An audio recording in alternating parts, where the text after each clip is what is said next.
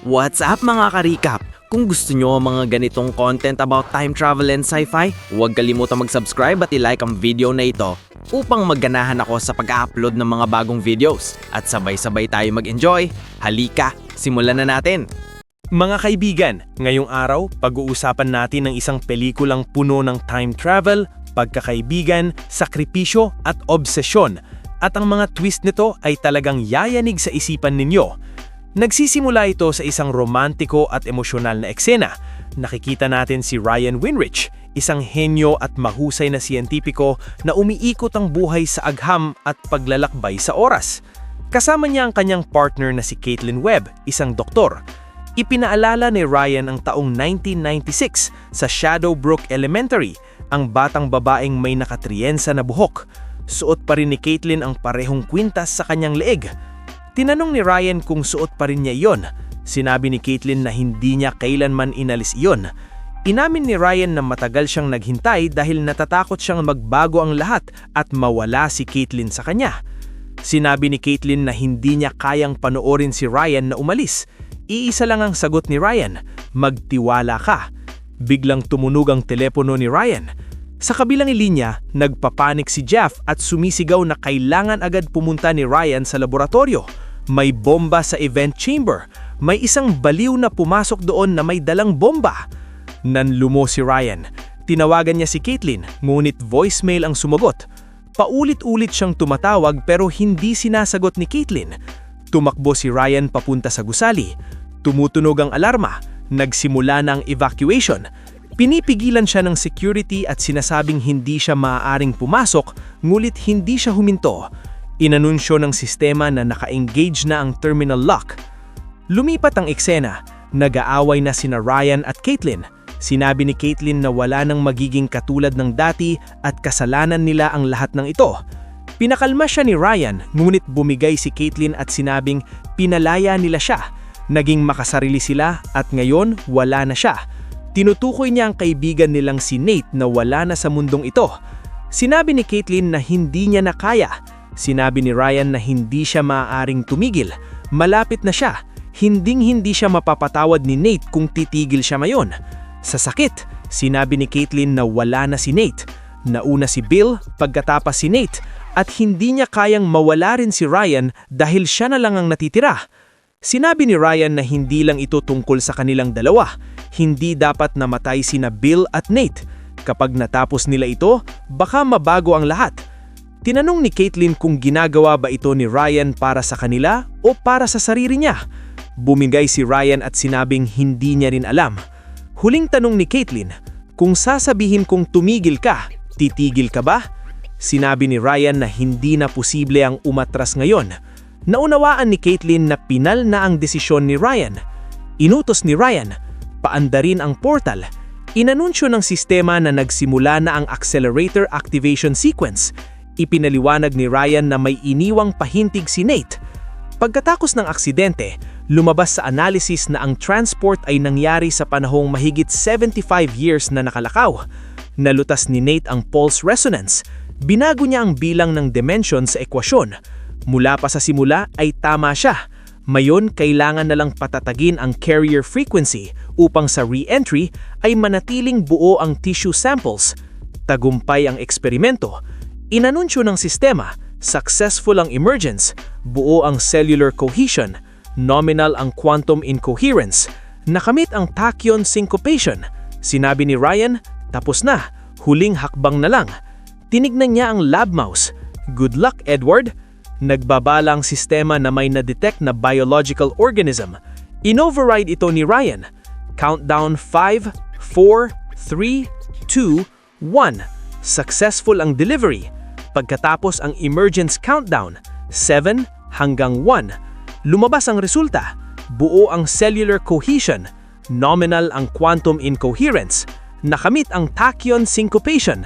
Nag-time travel si Edward at ligtas na nakabalik. Kinumpirma ng team na maayos ang lahat. Normal si Edward. Ito ang kauna-unahang matagumpay na time travel ng isang buhay na organismo. Emosyonal na sinabi ni Ryan na sama-sama nila itong nagawa. Ipagmamalaki sila ni Bill at Nate. Nagdiwang ang team. Naglabas ng champagne ang mga kasamahan ni Ryan mula sa loob ng kanilang lab coats. Nag-toast sila, parang uulan ng Nobel Prize. Nag-toast ang lahat para kina Nathan at Edward, ang time-traveling na daga. May isang batang miyembro na iinom sana kaya nagbiro si Ryan na bata pa siya. Binigyan din si Edward ng koonting champagne. Nagtawanan ng lahat at sinabing parang lasing na agad siya. May ilan na nag-aalala na baka magkaroon ng problema, ngunit may nagsabi, ngayon ay araw ng pagdidiwang, hayaan na muna. Lumipat ang ekseno sa labas kung saan napapalinguban ng mga reporter si Dr. Winrich. May kumalat sa press na may malaking nangyari sa laboratorio. Sunod-sunod ang tanong, may nabuhay bang nilalang na dumalo sa portal? Siya ba ang magiging unang taong magta-time travel? Anong ibig sabihin nito para sa kinabukasan? Tanging no comment ang sagot ni Ryan bago siya pumasok muli sa loob. Lumipat ang eksena sa nakaraan, isang igarangdeng presentasyon. Formal na ipinakilala ni na Ryan, Nate at Caitlin ang Quantum 42, ang kauna-unahang temporal manipulation portal sa mundo. Pumwesto ang team at nagsimula ang demonstrasyon. Sinabi ni Ryan na ang emergence timer ay nakaset sa 10 seconds. Ang isang bagay ay pupunta ng 10 seconds sa hinaharap at babalik matapos 10 seconds. Ipinaliwanag din niya na non-conductive materials ang maaaring dumalo sa portal. Kapag conductive metal ang dumalo, maaaring bumagsak ang portal. Kung bumagsak, anong mangyayari sa enerhiya? Sagot ni Ryan, magdi-dissipate ang enerhiya at blast-proof ang event chamber. Countdown 8 hanggang 1, delivery successful. Emergence 7 hanggang 1. Bumalik ang object. Inanunsyo ni Ryan na saksihan ninyo ang time travel.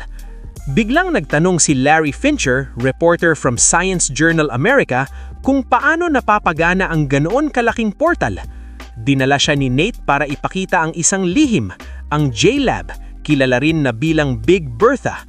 Ito ay isang atomic feedback generator, isang higanting nuclear battery na nagpapalakas ng enerhiya. Sinabi ni Nate na gusto rin ito ng NASA at internal ang buong feedback system. Kung magkaroon ng aksidente, maayos na mapapawilang ang discharge. Tinanong ni Larry kung sa pakikialam nila sa prinsipyo ni Heisenberg ay maaaring magkaroon ng permanent na butas sa spacetime. Tumawa si Nate at sinabing kakailanganin ng hindi maiisip na dami ng enerhiya upang makagawa ng permanenteng black hole, kaya ligtas ito. Ipinakita pa niya ang orihinal na marbles na dumaan sa portal ilang taon na nakalakaw at nagbiro na dito matatagpuan ang mga nawalan Lost My Marbles. Nagpasalamat ang team kay Larry sa credible na pamamahayag. Samantala, biglang natigil si Ryan na parang nakita siyang multo. Tinanong ni Caitlin kung anong nangyari. Sinabi ni Ryan na pagod lang siya. Sinabi ni Caitlin na lumabas muna sila at kumain ng pie. Si Nate lang bahala sa loob. Emosyonal na sinabi ni Ryan na nangyayari ang lahat ayon sa sinabi ni Bill. Sinabi ni Caitlin na tama si Bill tungkol kay Ryan. Babaguhin niya ang mundo. Tinanong ni Ryan kung anong klaseng pakiramdam iyon. Dumating si Nate at sinabing ang dalawang paboritong tao sa oras at spatio. Tinanong ni Nate kung gaano katagal bago may taong dumalo sa portal. Nagbiro si Ryan na sinabi ko na kay Larry kaya kailangan ko na siyang patayin. Sabay pahiwatig na may isa pang lihim. Tinanong ni Larry kung ano ang pakiramdam na mabilang sa mga nangungunang pangalan pagkatapos ni Einstein. Sinabi ni Ryan na iba ang sikat at may kalungkutan pa rin. Tumawa si Nate at sinabing kalimutan na si Einstein. Lumipat ang eksena sa labas. May isang relihiyosong grupo ng protesta na sumisigaw na Choose Faith. Sinabi ng kanilang leader na walang karapatan ng tao sa oras at lumabas na ang siyensya. Nakilala ni Nate, iyon ay Abner Rosen, ang dating bully mula sa Shadowbrook. Sumigaw si Abner na sila raw ay mga alagad ni Satanas. Sinabi ni Ryan na umalis na sila, ngunit pinigilan siya ni Nate at nang muksa. Ang evolution ay kasinungalingan. Si Jesus ay sumakay sa dinosaur. Patag ang mundo. Sinabi ni Abner na tinakpan ni Satanas ang mga mata ng lahat. Naggalit si Nate pero hinila siya palayo ni Ryan at Caitlin. Mula sa likod ay sumigaw si Abner, "Huwag ninyong hamunin ang mga batas!" Lumingon si Nate at sinabing, "Sige, tuloy mo lang ang pag-inom ng Kool-Aid, Abby." Pagbalik sa laboratorio, pumalpak ang eksperimento. Natukoy ang protein breakdown. Frustrado si Ryan. Dapat ay nananatiling stable ang organic material, pero may depekto sa pulse resonance. Ipinaliwanag ni Nate na bawat atom ay may sariling frequency. Kapag dumaan ito sa portal, nawawala sa sync ang matter sa universo. Ang mga inorganic na bagay tulad ng marbles ay nakakasurvive, pero ang buhay na tissue ay nasisira dahil sa membrane strain. Kinokorek ng equation ng electromagnetic change, pero hindi pa rin gumagana ang resulta. May binagong setting si Nate. Ipinaalala ni Caitlin na wala ng mga daga hanggat hindi naayos ang mga problema. Sinabi ni Nate, magtiwala ka. Sa halip na baguhin ang resonance sa emergence, baguhin ito sa entry, saka i-readjust gamit ang exit wave.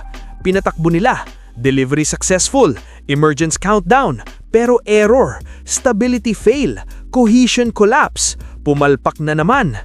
Pumunta ang team sa isang bar, nag-toast si Nate. Sa ngalan ni Bella, ang daga ng siyensya na nayon ay siguradong kumakain ng higanteng keso sa langit. Pinapalakas niya ang loob ng lahat. Isa rin itong hakbang papunta sa tagumpay. Nalungkot si Ryan. Namimiss niya si Bill. Sinabi ni Nate na naiinggit pa nga siya kay Bill. Malamang ay alam na nito ang sagot kung ano ang nangyayari pagkatapos ng kamatayan. Nag-toast ang lahat para kay Bill Marshall. May nagsabi, bukas susubok ulit tayo. At tumawa si Nate at tumanggo. Aalis na sana si Caitlin pero huminto para sa dessert. Sa loob ng 16 na taon, hindi niya ito kailanmang nilaktawan. Umalis si Nate sakay sa taxi habang nagbibiro. Kung ano man ang mangyari, hayaan na. Tawagan niyo ako kung kailaran. Naiwan sina Ryan at Caitlin. Sinabi ni Ryan na hindi niya maalala kung kailan ang huli. Sagot ni Caitlin, November 4, 2004, election night. Lahat ay nasa labas pero silang dalawa ay nasa laboratorio.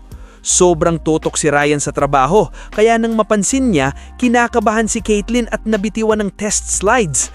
Nagkalat ang salamin at nasugatan ang daliri niya. Hanggang ngayon ay may peklat pa. Ipinakita ni Caitlin ang peklat at sinabing may mga bagay na hindi kumukupas kahit pa lumipas ang panahon. Lumipat ang eksena. Mag-isa si Jeff sa lab gabi na. Dumating si Dr. Beaumont, si Nate. Tumanggi ito sa tulong. Inon ang terminal encryption at sinimulan ng accelerator activation sequence. Kasabay nito, naalala ni Ryan ang sinabi ni Bill. Nabubuhay ang tao sa pagitan ng mga sandali. Madaling matakot, pero kapag hinarap mo ang sandali, linawan ng lahat. May tawag sa lab. Sinabi ni Jeff na ikinandado ni Nate ang mga pinto at hindi tumutugon ang sistema. Tumakbo sina Ryan at Caitlin. Inanunsyo ng sistema, biological organism detected. Disengage ang safety protocols. Lasing na sumigaw si Nate. Oras na para sa human trials. Na-override ang mga pinto mula sa mainframe. Bumukas ang channel. Pinakiusapan siya ni Ryan. Lumabas ka, sabay nating aayusin ito. Sinabi ni Nate na naresolba niya na ang problema. Para patunayan, si Nathan Charles Beaumont ang magiging kauna-unahang time traveler. Umiiyak si Caitlin. Pagkatapos ng sobrang inom, hindi ito ligtas. Sunubukan ni Ryan ang terminal access. Access denied. Nate, see you soon. Nag-activate ang portal. Delivery successful. Emergence countdown. Pumasok si Nate sa portal. 7, 6, 5, 4, 3, 2, 1 at katahimikan. Sa imbestigasyon, tinanong ng detektibe kung may palatandaan ng pagpapakamatay. Ang sagot ni Ryan, hindi niya alam pero hindi sinasadya. Ayon sa lab report, ang nakalap na substance ay mga labi ng tao. Tugma ang blood type kay Dr. Beaumont. Kunit ang cellular decay ay mahigit 75 years, samantalang 28 lang si Nate. Paano nangyari yun? Flashback. Unang malaking test ng tatlo. Si Caitlin ang nag-feed ng transfer. Stable ang power. 22.5 resonance. Aktibo ang portal. Nag-countdown si Ryan. 3, 2, 1. At eksaktong 10 seconds, bumalik ang marbles mula sa hinaharap. Sabay-sabay silang sumigaw. Time machine! Tumakbo si Ryan para sabihin kay Bill. Pero nagbago ang mukha ni Bill. Bumagsak siya. Atake sa puso. 911! Sigaw ni Ryan. Tumakbo si Nate. Sa huling lakas, sinabi lamang ni Bill, tapusin nyo! Sa ospital, sinabi ng doktor na puso ang problema ni Bill at pasensya na. wala na si Bill Marshall. Bumagsak si Ryan sa lungkot. Malaki ang utang na loob niya kay Bill. Hindi niya maisip kung sino siya kung wala ito. Emosyonal din sina Nate at Caitlyn. Ipinaalala ni Nate na ulang nagkita, mga nerds at misfits lang sila at si Bill ang bumuo sa kanila bilang isang team. 13 taon na ang nakakalipas pero pakiramdam ay kahapon lang. Lumipat ang kabataan ni Ryan. Nagising sa isang gabi na tila ba nabigla. Tinanong ng kanyang ina na si Gail kung ano ang nangyari. Sinabi ni Ryan, ayos lang, matulog na siya. Sa libing, sinabi ng mga tao na si Bill ay isang pambihirang tao, turo, mentor at kaibigan na pinaniniwala kang kaya mong maging higit pa sa sarili mo. Mahimang hindi niya nakilala ang tunay niyang ama, sana ay si Bill na lang ang naging ama niya. Si Bill ang humubog kung sino siya ngayon. Sinabi ng ina ni Ryan na gustong-gusto ng ama niya si Bill at saan man siya naroroon ngayon, ipagmamalaki niya si Ryan. Lumapit si Nate kay Ryan, kailangan kitang makausap. Dumating si Dean Foster at sinabing nag-iwan si Bill ng malaking ipon para sa pananaliksik na may mahigpit na tagubilin. Gusto ni Bill na magpatayo ng bagong wing sa Misconnic University, ang William Marshall School of Temporal Sciences, na iaalay sa gawain ni Ryan at ng team at sa pamana ni Bill. Nawalan ng salita si Ryan. Flashback muli. Sa klase, ipinapaliwanag ni Bill Marshall ang electrostatics gamit ang Wimshurst machine at mga sparks. Matalinong estudyante si Ryan. Binigyan siya ni Bill ng librong gawa ni H.G. Wells at sinabing may mga libro kayang baguhin ang buhay mo. Yon ang nagbukas ng isip ni Bill. Pagkatapos sa klase, tinukso si Nate na Ryan ay may buhay sa labas ng siyensya at may magandang babaeng nakatingin kay Ryan. Dumating si Caitlyn at pabirong iniba ni Nate ang diskusyon. Nagtawanan sila. Sinabi ni Ryan na okay lang maging only child. Ikinuwento ni Caitlyn ang kanyang nakabatang kapatid. Mga games, dress up, birthdays. Biglang nagbago ang mukha ni Ryan. Parang may lumang alaala na na-trigger. Nagdahilan siya at umalis. Sa paaralan, bully si Abner. Mag-isa lang si Caitlyn nang inagaw ni Abner ang baon niya. Bumalik si Ryan at hinarap siya. Tinawag siya ni Ryan na nerd. Dumating ang guro at pinadala si Abner sa detention. Binigyan ni Ryan si Caitlyn ng regalo. Sinabi ni Bill, kabarkada mo mayon ito. Hindi raw ako mahilig sa birthday, sabi ni Caitlyn. Pero sabi ni Ryan, buksan mo. Baka makatulong itong maalala ang magagandang sandali kapag may masasamang panahon. Mula sa malayo, sumigaw si Nate na parang love boat na ito. Habang pauwi sila, dumaan sila sa park. Hinamon si Caitlyn ni Ryan ng takbuhan. Pero hinarang sila ni Abner at ng grupo niya. Hinablat ni Abner si Ryan at binugbog siya. Nang namatalo na si Ryan, dumating si Nate. Sunugtok si Abner at iniligtas siya. Nagbahanta si Abner na balang araw makukuha niya si Ryan ng mag-isa. Sagot ni Nate, lagi akong nandyan. Nagpasalamat si Caitlyn at may sarcastic na komentaryo tungkol sa pagiging makasuklam-suklam ni Abner. Nagpasalamat si Ryan kay Nate. Sabi ni Nate, kailangan may magturo lang sa kanya ng leksyon. Sabi ni Ryan, may utang siya rito. Tumawa si Nate at sinabing ipakilala mo lang sa kanya ng isang hot na kaibigan ni Caitlyn. Sabay tukso na gusto ni Caitlyn si Ryan. Sagot ni Ryan, magkaibigan lang sila. Pagkatapos, inayos nila ang Sunday surprise party para kay Bill. Noong Sunday, ginulat nila si Bill. May espesyal silang regalo. Ideya yun ni Ryan. Mga notes niya sa mga librong mag-aari ni Bill tungkol sa pangarap na balang araw ay makakagawa sila ng tunay na time machine. Naantig si Bill at sinabing ang tatlo ang pinakamagagaling niyang estudyante.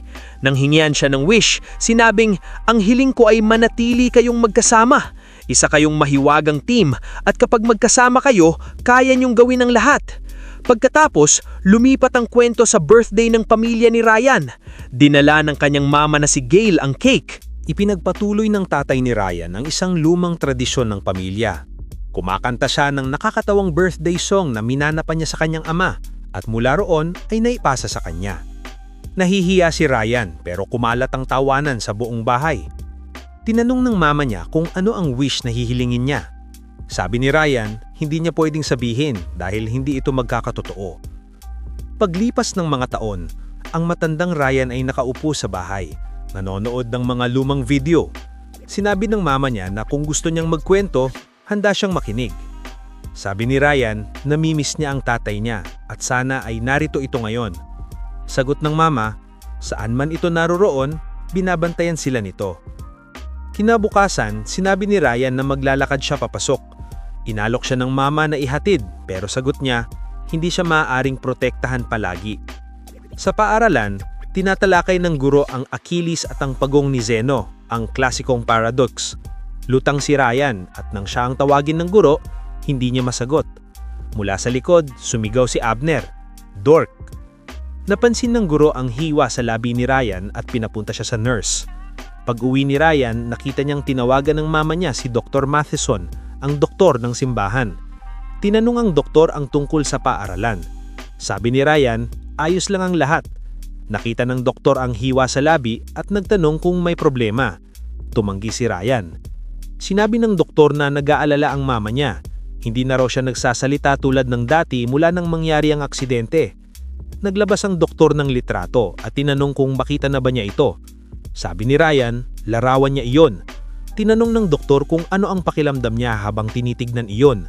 Sagot ni Ryan, namimiss niya ang tatay niya. Maingat na nagtanong ang doktor, tataya lang ba? Sino pa ang nasa litrato? Nalito si Ryan. Kalaunan, sinabi ng doktor sa mama niya na maaaring bumalik ang mga alaala o maaaring hindi na. Napakatindi ng trauma. Bata at marupok pa ang isipan ni Ryan. Maaaring tuluyan niya itong i-block nang hindi niya namamalayan. Napaiyak ang mama at sinabing hindi na niya maalala ang sariling kapatid. Lumipat ang kwento sa mas nakaraan. Matinding binubuli si Batang Ryan ni na Abner at ng grupo nito. Inaagaw ang baon niya, kinukuha ang pera at binabasa ng malakas ang note ng mama niya. "Have a good day at school today, Ryan. Love, Mom." Tumawa si Abner at sinabing siya raw ang magandang araw dahil kamangha-mangha ang araw niya. Tuluyang nabasag ang loob ni Ryan. At may kakaibang nangyari. May nakita si Ryan na parang mga nilalang, mga hindi nakikitang tagamasid. Tumakbo siya sa takot. Isang lalaki ang pumigil sa kanya at sinabing, "Kumalma ka, hindi ka nila masasaktan, ligtas ka." Ito si Bill Marshall, isang propesor sa Miskatonic University. Tinanong niya kung unang beses ba niyang nakita ang mga iyon. Ipinakilala niya ang sarili at inalok na ihatid. Tinanong ni Ryan kung ano ang mga bagay na iyon. Mahirap ipaliwanag, sabi ni Bill. Karamihan sa kanila ay mga tagamasid lamang, tinatawag niyang lurkers. Galing sila sa ibang espasyo at paminsan-minsan ay sinusuri ang ating mundo. Sabi ni Ryan, parang flatland. Nagulat si Bill. Nabasa niya si Abbott noong graduate school at ang batang ito ay naiintindihan na ang reference. Sagot ni Ryan, ibinigay iyon ng tatay niya bago ito namatay. Sinabi ni Bill na oo, halos ganoon ang konsepto. Hindi sila direktang nakikialam, nagmamasid lamang. Us? Tanong ni Ryan. Sagot ni Bill, ang mga taong nakikita sa kanila at gustong umintindi. At kadalasan, hindi magandang ideya na sabihing nakikita ka ng bagay na hindi nakikita ng iba. Napansin ni Bill ang bulsa ni Ryan at tinanong kung may gusto siyang pag-usapan. Sabi ni Ryan, napigilan lang siya sa isang pagkakamali. Sabi ni Bill, magaling. Nag-aalala si Gail at hinanap si Ryan. Tumawag na raw ang paaralan. Ipinakilala ni Bill ang sarili bilang profesor at bagong kaibigan ni Ryan. Sinabing napakahirap ng araw nito. Pinapasok ni Gail si Ryan para maglinis. Sinabi ni Bill na napakatalino ng bata. Maaaring hindi nila namamalayan. Sabi ni Gail, may mga pinagdadaanan din siya. Sabi ni Bill, naiintindihan niya. Sa universidad niya, may klase para sa mga natatanging matalino ngunit may pinapasang problema. Babagay si Ryan doon. Sabi ni Gail, ang gusto lang niya ay ang pinakamabuti sa anak. Sabi ni Bill, tawagin mo na lang akong Bill. Kalaunan, dinala ni Bill si Ryan sa klase niya. Nakakaramdam ng kinakabahan si Ryan. Huminga ka ng malalim, ayos lang ang lahat, sabi ni Bill. Pagpasok, sinabi, Nathan, Caitlin, ito si Ryan, makakasama natin siya. Dito nagkita sina Ryan, Nathan at Caitlin. Ipinakita ni Caitlin ang Wimshurst machine, isang electrostatic generator. Delikado ba? Tanong ni Ryan. Huwag mong hawakan ng kuryente, pero pwede mong subukan ng iba, sagot ni Caitlin. Nagyaya si Nate ng laro bago magsimula ang klase. Cathedral. Ipinaliwanag niya ang mechanics. Maglalagay ng piraso, kikita ng puntos. Nagpakita si Ryan ng matalinong galaw na hindi naisip ni Caitlin, pero bilang patas, binawi niya. Lumipat ang kwento sa isang gabi. Binabantayan ni Ryan ang nakababating kapatid niyang si Emma. Paalis ang mama at nagbilin. Patulugin si Emma ng 9:00. Walang junk food, walang wild party. Pag-alis ng mama, sumigaw si Emma. May taong nakatayo sa bintana. May nakatingin. Bumaba si Ryan at tumunog ang doorbell. Sumigaw si Emma, "Huwag mong buksan." "Sino?" tanong ni Ryan. "Kaibigan," sagot ng boses sa labas. Sinabi ni Ryan ni Emma na mag-dial ng 911. Sabi ng tao sa labas, hindi niya sila sasaktan. Manatili lang silang kalmado. Binanggit niya ang pangalan ni Ryan at sinabing maalaga ito. Sa lalang madaling panahon, imbento ni Ryan ang isang kamanghamanghang makina na magpapahintulot ng time travel. Pero hindi niya ito dapat hayaang nangyari. Iyon ang gusto nila. Doon sila pumapasok. Doon nagsisimula ang lahat. Hindi sila basta tagamasid. Gusto nilang angkinin ng mundong ito. Nakita niya kung ano ang kaya nilang gawin.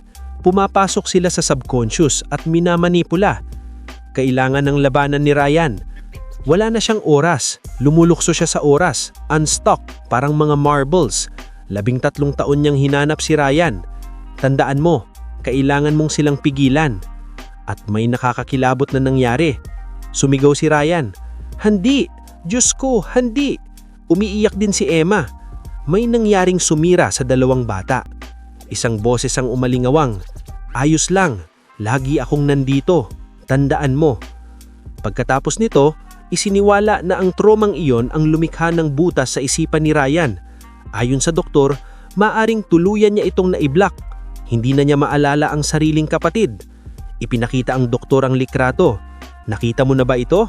Sagot ni Ryan, namimiss niya ang tatay niya. Tataya lang ba? Sino pa ang nasa litrato? Wala siyang maalala. Umaalingawang ang boses ni Bill. Ang lurkers ay tagamasid lamang, hindi sila direktang nakikialam. At ang boses ng misteryosong lalaki, hindi sila basta watchers, gusto nila ang mundo. Ang regalo ni Caitlin, para makalimutan ang mga masasamang panahon at maalala ang magaganda. Ang kwintas ni Caitlin, suot mo pa rin ba? Hindi ko kailanman inilabas. Si Bill, may mga librong kayang baguhin ang buhay. Ngayon ang kasukdulan. Sa laboratory, na-activate na ng lalaking may bomba ang portal. Naalala ni Ryan si Caitlin. Ang buong buhay natin ay humantong sa sandaling ito. Sumigaw si Jeff, "May bomba sa event chamber!" Ang parehong boses, lumaban. Babala ng sistema, disengage ang safety protocols, blast door lock release failure, unable to override. Hingal na hingal si Ryan. Naabot niya ang terminal. Naninginig ang kamay niya. Pula ang alert sa screen. Paulit-ulit na bigo ang override. Tumatawa at umiiyak si Abner mula sa loob. "Ang makinang ito ang pintuan ng demonyo. Dito ko ito tatapusin." Sumisigaw siya na pinili siya ng Diyos. Siya raw ang mensahero. Kalooban ng Diyos ito. Masisira ang portal. Nakilala ni Ryan, si Abner Rosen, ang dating bully na ngayon ay naging relihiyosong panatiko. In-override ni Ryan ang terminal. System, activation sequence complete. Terminal override accepted. Blast doors in 5, 4, 3, 2, 1. Bumukas ang mga pinto. In-override ni Ryan ang portal activation at biglang nag-flash ang lahat. Ang surprise party ni Bill. Masaya ito. Quantum 42. Caitlin, babaguhin mo ang mundo. Nathan, gusto ka niya. Abner, hindi laging nandyan ang kaibigan. Nathan, nandyan ako. Lagi akong nandito. Babala tungkol sa conductive metal. Sigaw ni Abner, ganito magwawakas ang mundo. At katahimikan. Huling salita ni Bill, nabubuhay ang tao sa pagitan ng mga sandali. Madali na matakot, pero kapag hinarap mo ang sandali, luminaw ang lahat. At muli ang boses, tandaan mo. Mga kaibigan, ipinapakita ng kwentong ito na ang time travel ay hindi lang agham, ito ay bigat ng mga desisyon. Bit-bit ni Ryan ang guilt at obsesyon sa pagitan ng alaala ni Bill, Nate at Emma. Muntika na niyang mawala si Caitlin. Ang tanong ay nananatili, babaguhin mo ba ang nakaraan o tatanggapin mo ito? maaring ang tunay na tagumpay ay ang pagtayo sa kasalukuyan ng walang takot. Sana nag-enjoy kayo mga ka-recap. Anong masasabi niyo sa movie natin ngayon? Mag-iwan ng komento sa baba. At huwag kalimutang mag-subscribe sa ating channel para sa mga new updates at uploads. Kita-kits sa susunod na kwento. Salamat at mag-iingat tayong lahat!